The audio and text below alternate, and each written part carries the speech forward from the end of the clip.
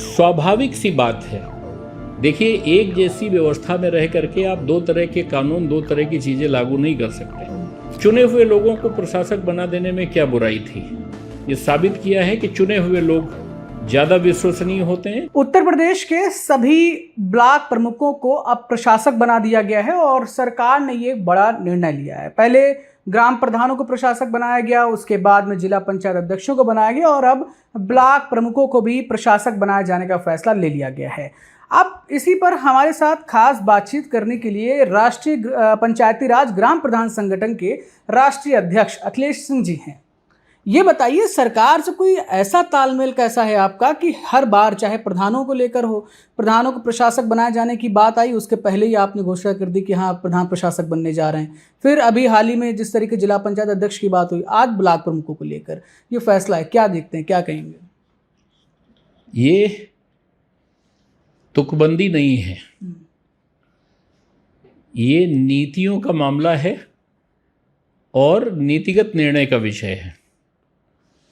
गांव की सरकार बनाने का वादा सूबे के मुख्यमंत्री योगी आदित्यनाथ जी ने हम लोगों से किया था।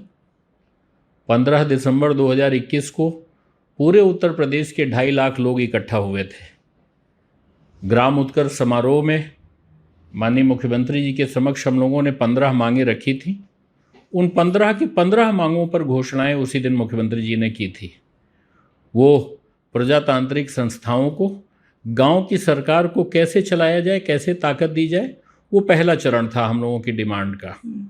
पहले चरण में योगी आदित्यनाथ जी ने जो कहा था कि वो गांव की सरकार चलाएंगे, गांव की सरकार बनाएंगे, तो उन्होंने प्रधानों को प्रशासक बनाने का जो निर्णय लिया उसके पहले ही इसकी शुरुआत कर दी थी।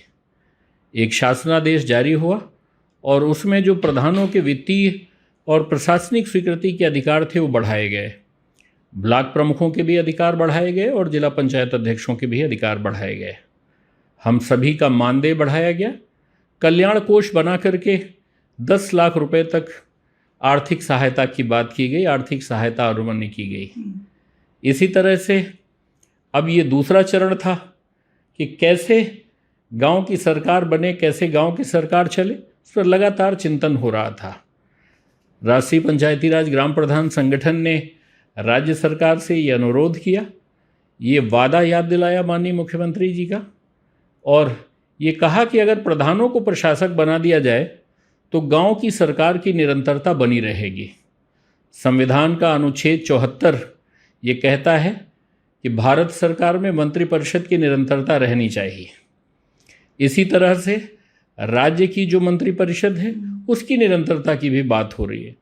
तो जब भारत सरकार और राज्य सरकार में मंत्रिपरिषद की निरंतरता रहती है, सरकार की निरंतरता रहती है, एक सरकार जाने के बाद दूसरी सरकार के आने तक कार्यकारी सरकार चलती है, तो गांव की सरकार भी निरंतर चलती रहनी चाहिए और उसकी तरफ ये निर्णय लगातार हो रहे हैं।